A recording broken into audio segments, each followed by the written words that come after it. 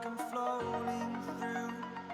ये देखो पूरा कंकड़ा आम धोईकी नहीं आसीचु भल भाव में धोईकी आनी सीधा भाजवा केमती कौन भजा हो चलो देखा पूरा देसी स्टाइल पूरा देसी स्टाइल आज पूरा कंकड़ा हम कंकड़ा कषा पूरा टाइप हम पूरा तरकारी पूरा कंकड़ा कषा भी हम तरकारी भी हम दीटा तेल पड़ी पूरा कंकड़ा भजा हवा स्टार्ट हो गला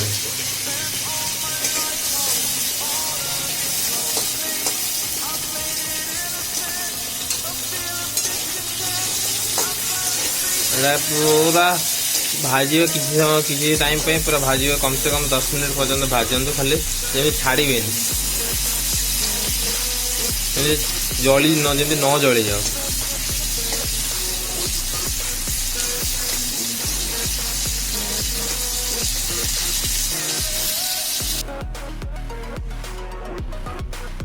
चलो ये तेल पकेबा तेल टे वेट कर गरम हवा पर्यंत तेजपत्र पकेबा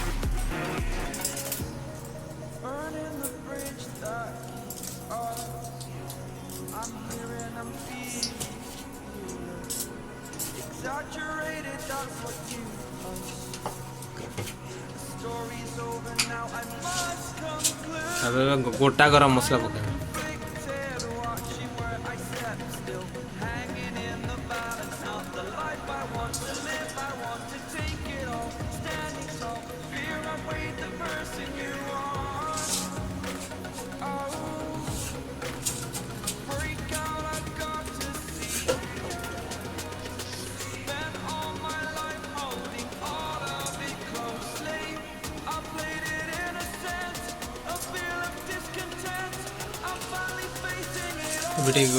गरम मसला को भाजवा गोटा गरम को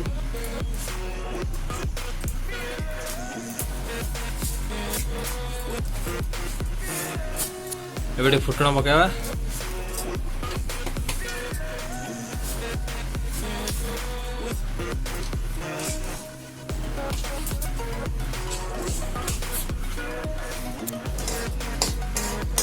एबे भाजवा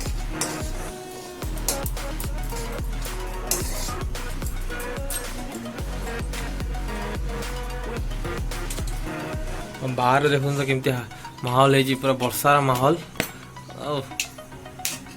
वर्षार माहौल रे पूरा आज कंकड़ा कषा हम खेल गोटे हम आज पेस्ट पकईदे अदरक रसुन और पियाज पेस्ट पकईदे सब आगुरी कर रखीचु पूरा पेस्ट पकई कषा मसला कंकड़ा देखुन तो देखो मसला तो हो गला कषा बेटा टमाटर टे पकेबा टमाटर पकई टमाटर को भी पूरा कषा भल भाव गोटा टमाटर पूरा पड़ला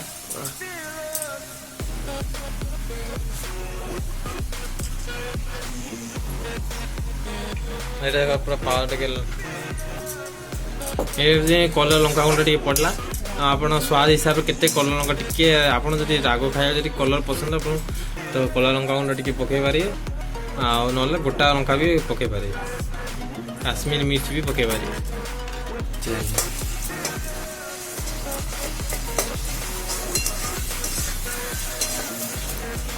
ओहो मसला पूरा केम देखा ओहो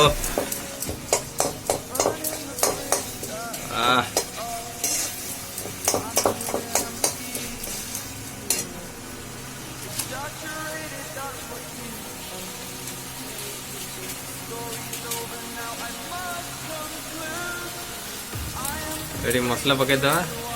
मीट मसला टी पकईदे और गरम मसला टी पकईदे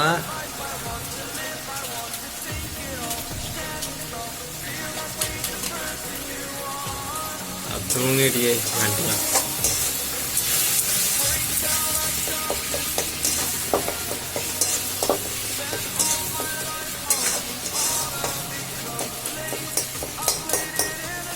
देखते चलते पकेवा कंकड़ा गुड़ाक कंकड़ा आलू आलू जब आप आगुरी भाजिकी रखिपारे ना डायरेक्ट एमती पकईकी आप सब बेस्ट भाजिकी रखिदे आलू एवं पकईदे पकई आम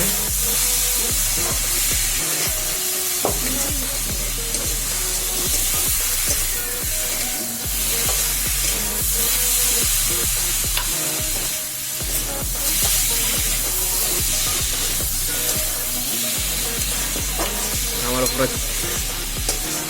ଏମିତି କଷୁଥିବେ ଆମର ହେଇଯିବ ଆମର କଙ୍କଡ଼ା କଷା।